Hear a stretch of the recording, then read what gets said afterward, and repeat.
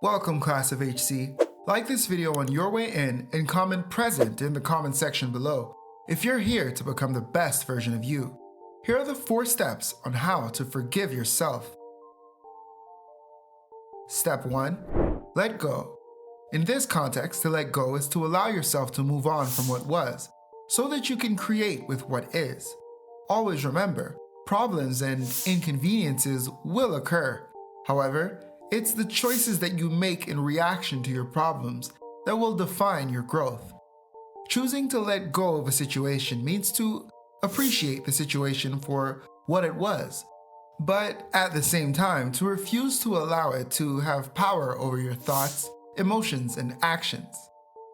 Holding on to issues of the past is likely to skew your perception of the present and consequently affect your perspective of the future.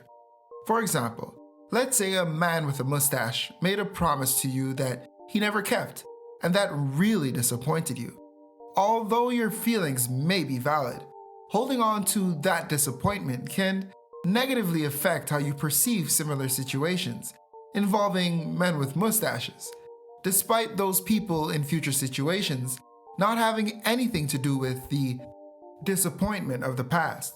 In more extreme cases, it could even lead to your distrust in all men with mustaches, which is just your brain trying to protect you from ever feeling that disappointment again. To let go is to set yourself free from the shackles of pain and to allow yourself to explore life again.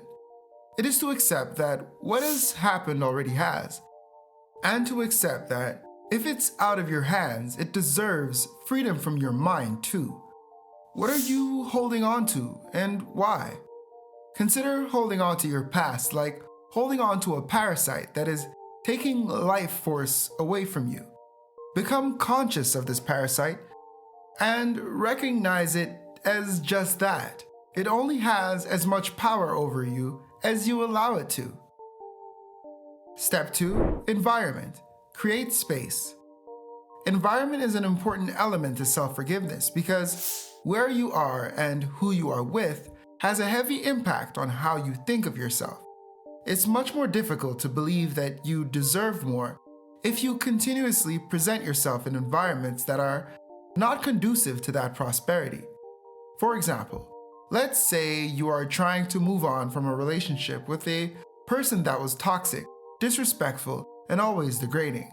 In this case, despite how much you may believe that you deserve better, no matter how much you want to tell yourself that you can forgive yourself and move on, if you continue to give your time and energy to this person and continue to frequent the same environments that encourage that behavior, it will be that much more difficult to do so. Creating space between your past and your present can be the difference between living in a perpetual cycle of self-loathing and regret and successfully forgiving yourself and moving on. For positive outcomes, put yourself in positive environments with positive people. Consider that your environment could be conducive to a lesser version of who you are.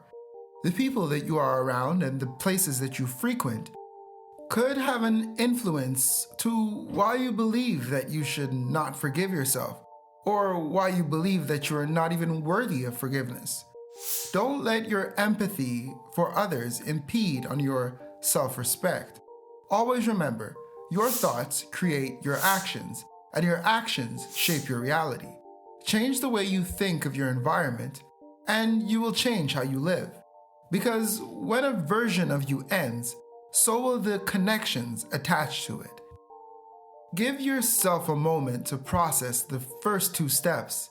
Comment your thoughts and let me know if there are things in your life that you feel that you still need forgiveness for. I'll be sure to reply to every comment. When you're ready, click the link here for the final steps on how to forgive yourself. I'll see you here in a bit.